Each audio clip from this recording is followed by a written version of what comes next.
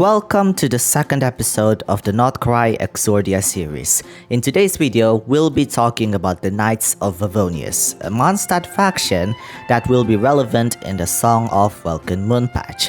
Now, before we start, I initially want this series to be a filler content, but knowing that the Hex and Circle episode did really well, I am planning to expand this series until 6.0, where we'll talk about the rest of the factions that I missed during the 5.8 update. On schedule, I should be able to at least create this series until the Favonius faction, but that depends on the amount of information we'll get from this update, or if they decide to create another Gods Limits moment where they decided to release that trailer on a random Wednesday. We'll start on who and what is the Knights of Favonius, then we can start theorizing from there. As always, don't forget to give this video a like and comment so the channel can be noticed by the algorithm. My name is Kitsune and I make lore and commentary videos on this channel to keep you company. But before that, Mualani and Chaska are getting their reruns. If you need a strong Hydro DPS, Mualani is an option if you want huge Hydro nuke damage, while Chaska is one of the top DPS in the game right now if you want Rainbow Anemo damage. However, if you want to save up your resources, keep a lookout on Flint, who is confirmed to be a Lunar Charge DPS from the most recent Gamescom trailer, a character that is likely going to synergize very well with Innova. If you need extra Power Gems to pull or save for Flints, then allow me to introduce you to Lootbar. Lootbar is a reliable site for a fast, secure, and super reliable top-up experience for your Genesis Crystal. Additionally, they provide 25% discounts compared to normal prices in-game. Once you start your top-up, they will only ask for your UID, nothing else, so your privacy is guaranteed and your items will arrive to your account in less than 2 minutes. If you're playing on PlayStation 5 or Xbox, they're available for both of them as well. Over 20,000 Trustpilot reviews are showing their satisfaction after using Lootbar, and if you have any problem with your transaction, their customer service is available around the clock to help you out. Other than Genshin Impact, Lootbar is also available for other games as well, such as Honkai Star Rail, Wuthering Waves, Zenless Zone Zero, etc. Click the link in the description below and register to get an additional 10% coupon that can be combined with all other discounts. Now let's continue to the content. Nod-Krai Exordia Chapter 2: The Knights of Favonius. The Knights of Favonius, the first human faction that we ever encountered in this game. Amber gave you a warm welcome, Kaya trying to swoon you over, Lisa and her behavior, Klee and her terroristic tendencies, Albedo and Sucrose with their borderline insane experiments, the unrecognized Titan Noel, Eula the Ichu and Mika the ha ha ha, Barbara being an idol that attracts a creep, and Jean being the most normal and overworked queen. Well, on the surface, that's how we are introduced to this faction, but it actually goes deeper than that. You might realize that I include Barbara in this faction, and that's because the Church of Favonius is the subordinate faction. So if we add the other members of the church, Rosaria can't spell Barbados' name correctly, while Dahlia, the deacon of Barbados, loves watching the mess that is happening in Mondstadt. If there's a fight, he'll likely just sit around and eat popcorn to enjoy that fight. Since 1.0, we are told that Jean is not the Grandmaster of the Knights of Favonius, but she is the acting Grandmaster, meaning she is the placeholder leader while the real Grandmaster is away. The person who is responsible for this faction is Varka, the real Grandmaster of the Knights of Favonius, the Knight of Boreas, a dependable leader according to the Knights, and also my Currently he is on a grand expedition and takes 80% of the manpower with him. It's kinda the reason why the Knights of Favonius look like the weakest faction, but in reality, they're likely the strongest one because there are 10 companies with all of them consisting of different sets of skills. Currently, there are 6 company captains that remain in Mondstadt, while the rest of them follow Varka, with all of Kaya's company members following Varka but leave Kaya in Mondstadt. It's also the reason why there is no horses in Mondstadt, but looking at the Prelude to Nod-Krai trailer, I doubt the cavalry company even have horses to begin with. Imagine if the cavalry is just a machine, and that would be so sad. That being said, it's very likely that Varka took a lot of the other company members with him as well. While the real goal of this expedition is still unknown, we are hinted that the purpose of it might have something related to the Hex and Circle, Boreas, and of course the Moon. The subtitle of Moonlit Ballad of the Night trailer refers to the moon as Mondstadt, so whatever Varka is doing in Nod-Krai will directly affect Mondstadt and possibly Fancy himself. Mondstadt in Germany literally meant the Moon City, which is not too surprising if Nod-Krai is the final destination of this expedition. However, according to his letter at the end of Journey Home Arkenquest, it is said that The expedition is currently half settled, meaning the expedition might continue again elsewhere, possibly to the actual Seneschal. It's also said that Varka went to Natlan to meet Mavuika, but the two ended up having a drinking contest, and Varka forgot the reason why he wanted to visit Mavuika in the first place. Considering Mondstadt and Natlan have strong connection with each other, i.e. Marijivari and the Muratans, it might have something related to that, so there's a chance that the Knights of Favonius will be involved in Marijivari. You can watch this video if you want to learn more about that place. At first, I want to tell you each and every individual character in this faction, especially the ones that are likely going to be involved. But to be honest with you all, I don't think that the existing characters we knew from Mondstadt will have a role in Nod-Krai, and even if they do, their role is likely minor, except for one character, but you have to wait until the end of this video. Anyway, most of the characters that are likely going to be involved are mentioned characters from character stories and events, including Varka, who we got the character reveal on, Dear Archons, why is it so hot? And there might be new characters as well. So far, there are 3 characters that are being mentioned, that being Frederica Gunnhildr, Nymph of the 8th Company Captain, and Ulrich, Thomas' mother. There's also Seamus Pegg, Frederica's ex-husband, and Jean and Barbara's father. Seamus is one of the leaders of Mondstadt, and while he is a mentioned character, we do see his model in the manga. Finally, there's Amber's grandfather, who is one of the founder of the Knights of Favonius' subgroup called the Outriders. However, he one day disappeared, causing the members of the Outriders to neglect their training and leaving Amber as the only member left to work under Eula's company. Out of the 5, it's likely that Ulrich and Amber's grandfather won't be playable, but for Ulrich, there might be a slight chance. Who knows, they made Alice playable, so it's not completely out of the ordinary either. Anyway, let's talk about each of them one by one. Because we have no model reveal of them, I'll use placeholder characters instead, and I'll be skipping Ulrich and Amber's grandfather for this video. Nymph is the 8th Company Captain, and the only time we knew about her is from Lisa's character story, where Lisa was meant to be the 8th Captain. One time, Lisa and Nymph had a spar to determine who is better suited for the position, but Lisa quickly backed out and told everyone that Nymph is better suited for the job. It's not necessarily because Lisa lost or anything, she just doesn't want to and acknowledge Nymph's power. This somehow made Nymph have more respect towards Lisa and wanted her to be the captain instead. On many occasions after becoming the captain, Nymph tries to persuade Lisa to take the job, and even Varka is involved, but Lisa always finds a way to continuously decline the offer. That's basically it. That's the only thing that we know about Nymph, but personally, I feel like she is one of the characters that is going to be playable, if that makes sense. Anyways, from that story, it's likely that the 8th Company are related to magic, which I don't know, but I feel like it's pointless to have a company related to magic when visions are literally just that, and a lot of company captains in the Knights of Favonius do wield visions, like Eula and Albedo for example. But I suppose it's more specific to focusing on elemental energy rather than just plain out magic, a similar field that Lisa was in when she was studying in academia, that being in Spandamat. If Nymph is a playable character, she'll likely be a catalyst and either a cryo or tender user, but that still depends on what we know about Nymph later on.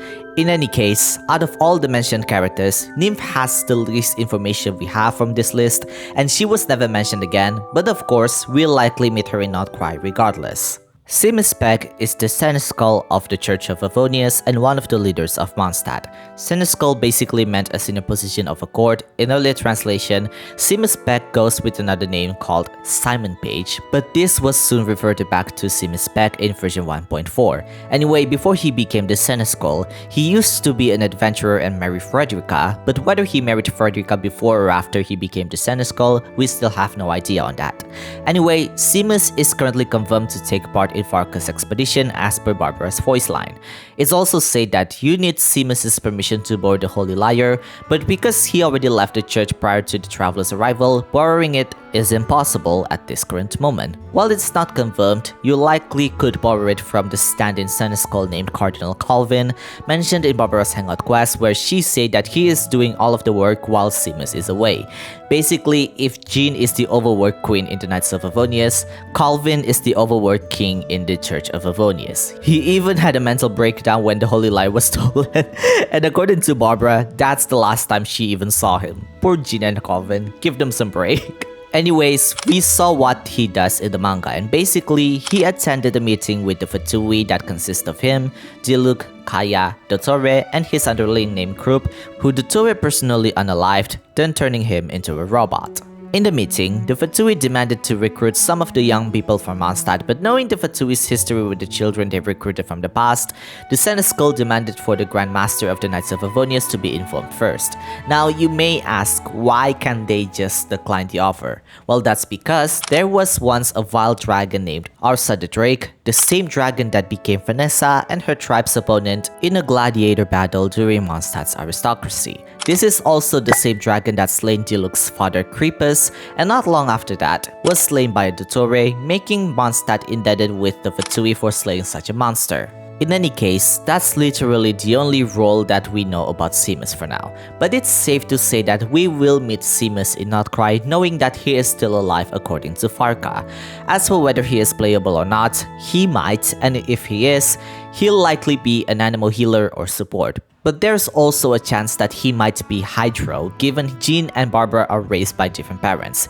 Jean was raised by her mother Frederica, while Barbara was raised by Seamus. If both Frederica and Seamus are playable and turn out to be the premium version of their respective daughters, then Seamus is likely going to be Hydro. Oh, the Archons, while I'm writing this, I imagine him to suddenly do Barbara's ultimate animation. But back to the matter in hand, both Frederica and Seamus take a part in Varka's expedition, so it's rather interesting to know their relationship goes when the divorced couple are together. However, it's also revealed that Frederica is currently in Dormant Port after the expedition reached Nod-Krai, and she was sent back to Mondstadt in order to strengthen the port's defenses. So that leaves Seamus, and we'll likely meet him in Nod-Krai. Knowing that, it's possible that Seamus might have an important role in Nod-Krai, considering he is basically the leader of the Church of Favonius. If both Varka and Seamus are present in Nod-Krai, then the impact that'll happen to Mondstadt seems to be really significant, and Frederica being sent back to Dormant Port likely have three related things, that being the wild animal statue of the Seven,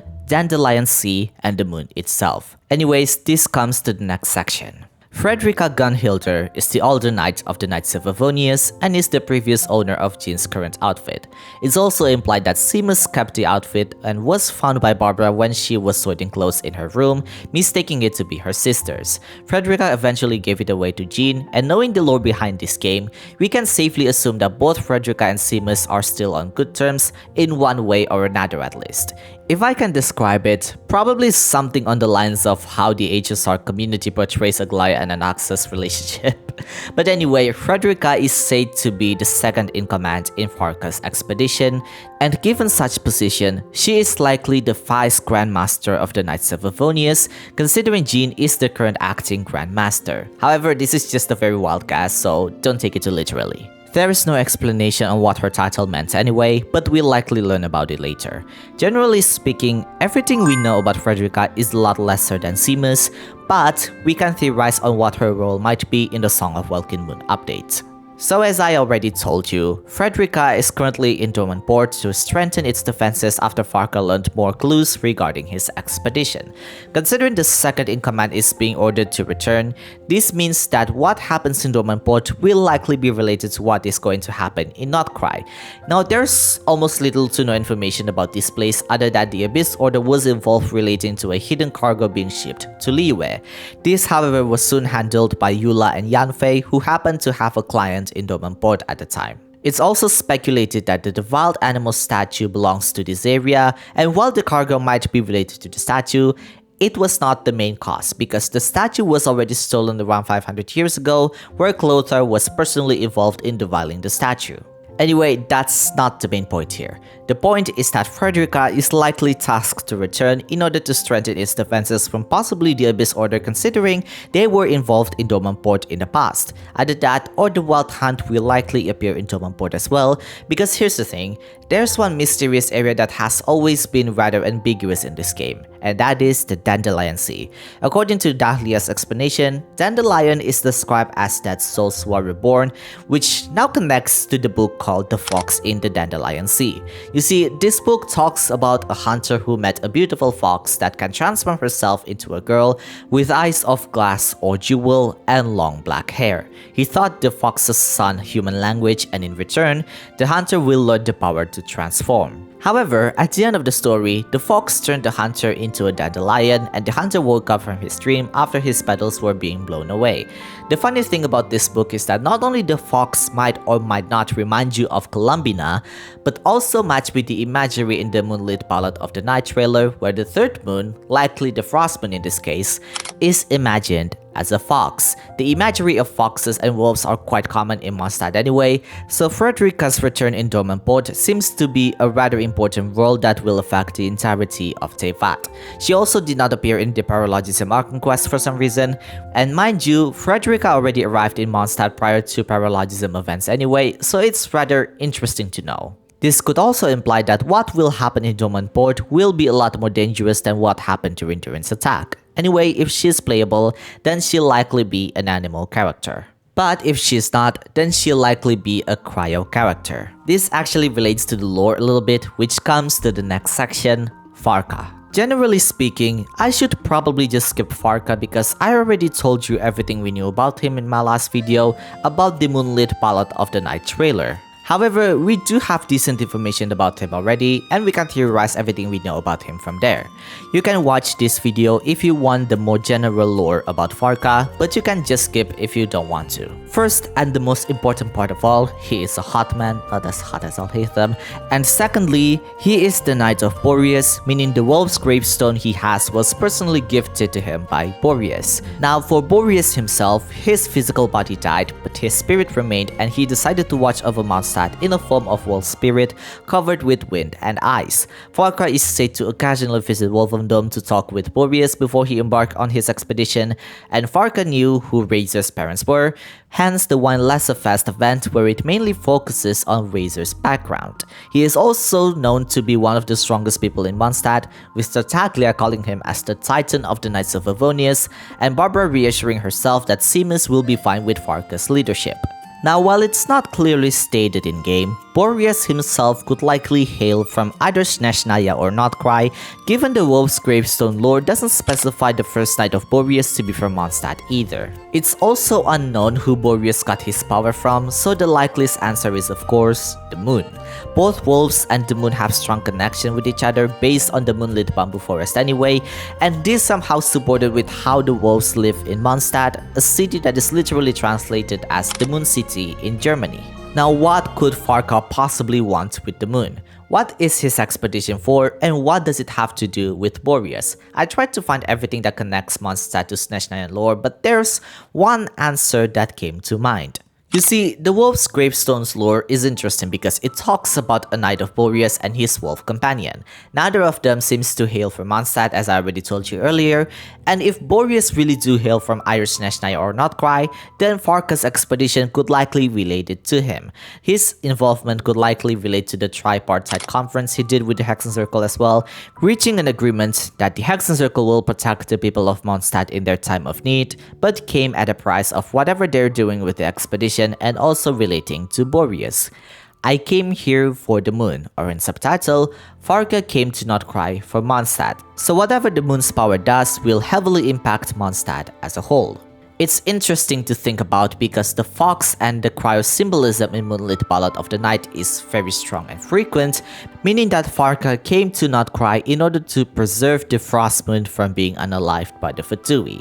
Boreas, who presumably gained his power from the Frost Moon, likely was the first to notice this and told Varka about it.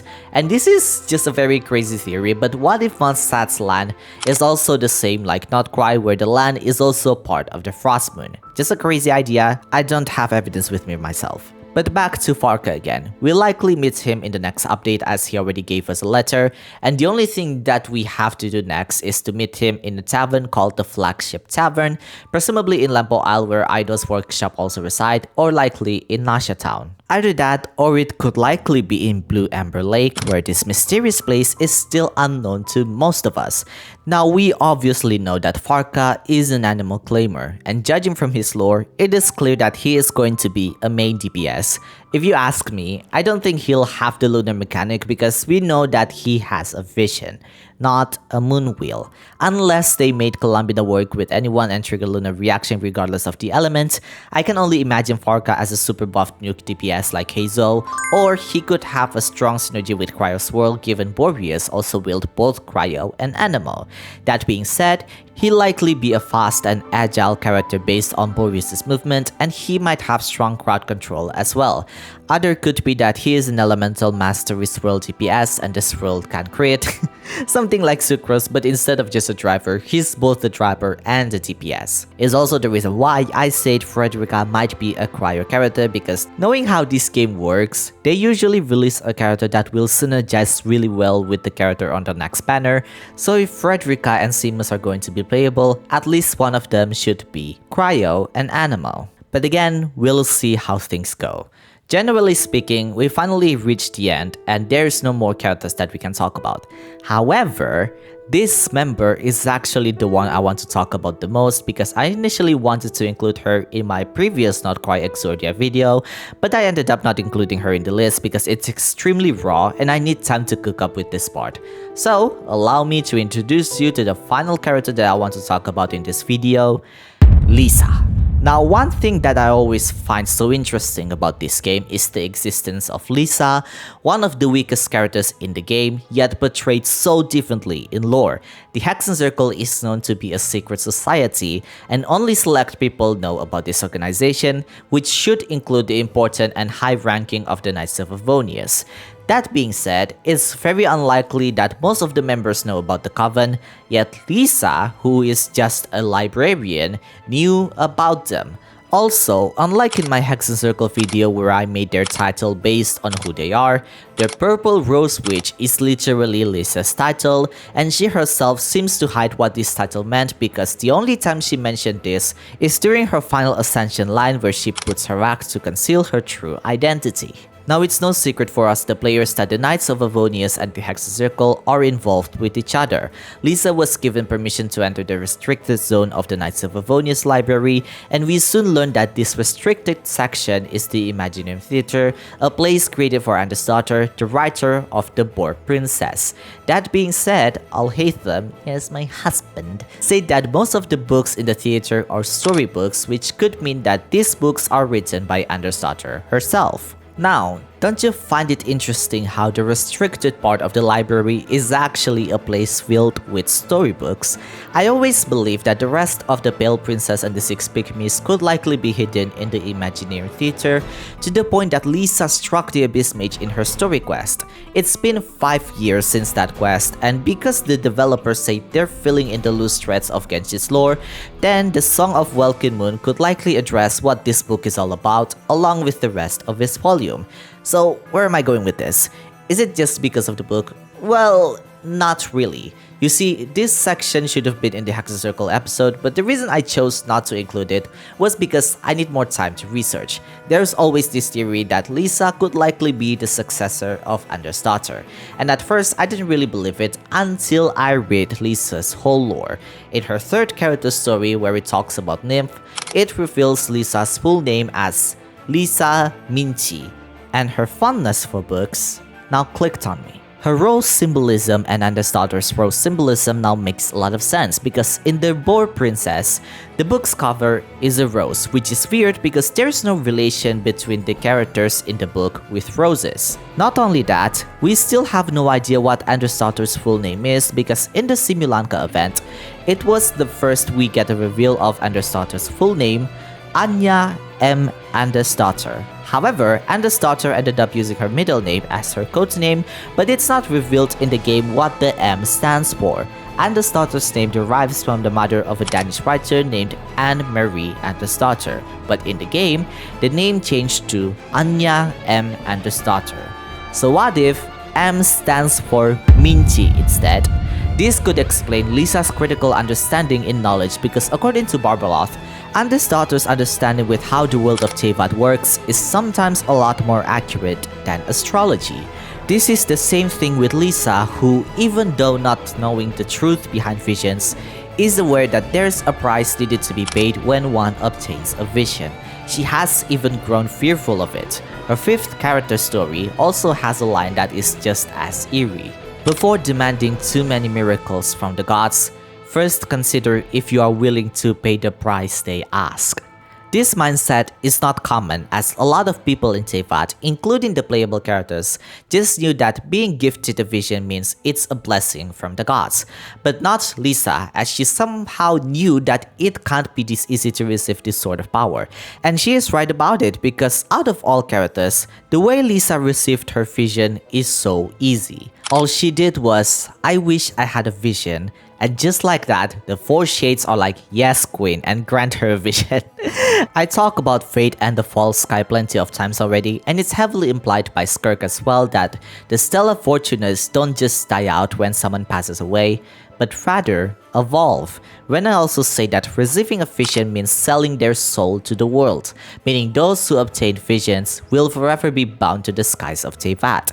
That's just scary to think about, because for someone like Lisa to realize something isn't that simple is just impressive. Personally, my Copia mind hopes that Lisa might be involved in the new update.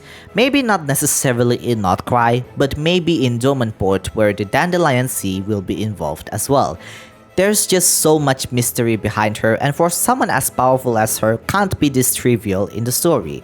With that said, if she is involved, then she might be involved with the other Hexen Circle witches as well, and this is my biggest theory so far. She might be the newest member of the Hexen Circle. Now I really want to talk about Kaya, but I think he deserves to be in another video. Even though they're not mentioned in the Song of Welkin Moon webpage, as per Varka, the Abyss Order will be involved in Nod-Krai as well in one way or another. The Wild Hunt seems to have connection with the Abyss Order anyway, given their logo looks a lot like the shape of the Abyss Lectors and Heralds, so if we're going to talk about Kaya, he might be more appropriate there. Also, I need more research about him anyway, and if you want more Kaya lore, you should visit Roosevelt's channel for that. But if you ask me, I have a feeling that both Lisa and Kaya will have their moment in Nod-Krai, something like March and Danheng from HSR, where they became the surprise Chrysos heirs at the end of the Amphoreus patch. With that said, what do you think of the Knights of Favonius? Let me know in the comments. Tiana!